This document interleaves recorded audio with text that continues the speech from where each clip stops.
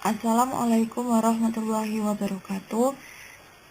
Saya sebagai perwakilan dari kelompok 3 yang akan menjelaskan tentang perkembangan pendidikan di Indonesia pada zaman penjajahan 1 abad ke-16 sampai 19. A. Karakteristik pendidikan Portugis di Indonesia. Indonesia mengalami perdagangan dari aspek ekonomi, yaitu perdagangan pada abad ke-16. Agama Nasrani disebarkan oleh Portugis dan bangsa Spanyol di Indonesia dengan misionaris bernama Franciscus Xaverius yang mengembangkan pendidikan agama Katolik dan berusaha mendirikan sekolah-sekolah seminarie.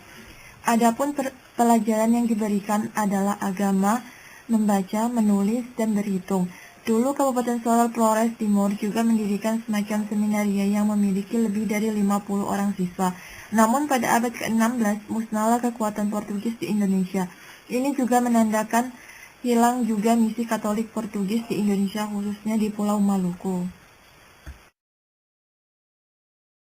B. Karakteristik pendidikan Fox. Belanda datang ke Pulau Jawa untuk berdagang dan menciptakan kekuasaan baru setelah berakhirnya kekuasaan Portugis pada akhir abad ke-16.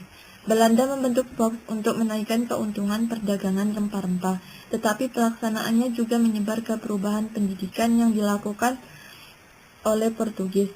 Belanda menganggap lebih baik mengembangkan agama Kristen Protestan daripada Katolik.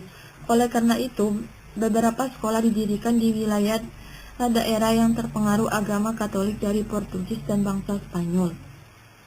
Sekolah pertama yang didirikan berorientasi pendidikan non-agama, karena Fox berorientasi pada bidang ekonomi. 1. Tahun 1617, sekolah pertama didirikan di Jakarta yang bertujuan untuk membentuk tenaga kerja yang terampil.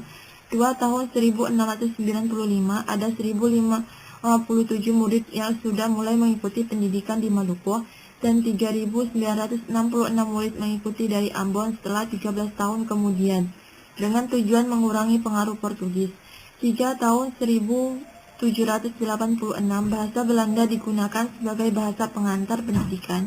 4. Abad ke-19, mulai muncul sekolah kejuruan. 5. Abad ke-20, mulai muncul golongan baru atau golongan cerdik. 6. Tahun 1908, muncullah partai seperti Sarekat Islam, Indeks Pak, dan PNI. C. Sistem persekolahan di Indonesia abad ke-19. Sebelum memasuki abad ke-21, Indonesia pernah melalui abad ke-19. Sekitar tahun 1830-an, pendidikan di Indonesia masih berada di bawah kekuasaan Belanda serta menunjukkan keadaan yang tidak terlalu berbeda dengan zaman Fox.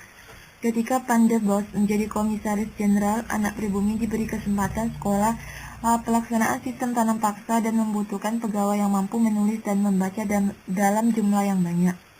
Misi Belanda ternyata berhasil, terbukti ada 266 anak pribumi sekolah di sekolah yang didirikan Belanda dan bertambah berkali-kali lipat mencapai 2.000 orang pada tahun 1900.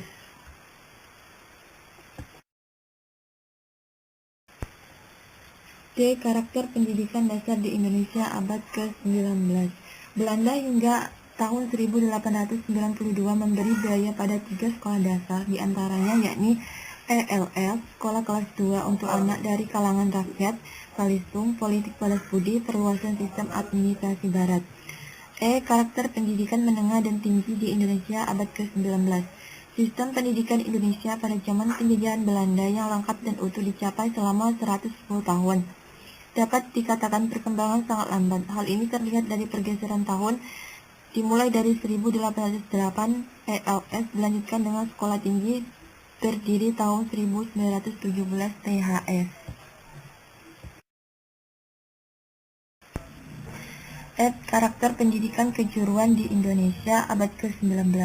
Kaum pribumi mulai mendirikan sekolah-sekolah untuk mengisi kelemahan-kelemahan pendidikan yang didapatkan di lembaga sekolah Belanda. Pendidikan harus dimaknai sebagai upaya agar anak-anak pribumi menjadi anak-anak Indonesia yang berbudaya, Indonesia beragama, dan terampil. Untuk itulah, dengan semangat yang progresif, Suwardi Suryaningrat, Kyai Hajar Dewantara mendirikan Taman Siswa, Muhammad Syafi'i mendirikan Kayu Tanam INS, Kiai Haji Ahmad Dahlan mendirikan Sekolah Muhammadiyah, dan lain sebagainya. Sekolah kejuruan mulai didirikan di era kebangkitan bangsa. G. Ciri-ciri pendidikan kolonial di Indonesia abad ke-19. 1. Dualitas.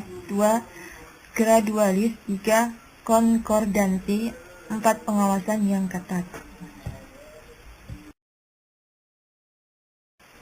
Terima kasih, demikianlah penyampaian materi dari kelompok kami. Wassalamualaikum warahmatullahi wabarakatuh.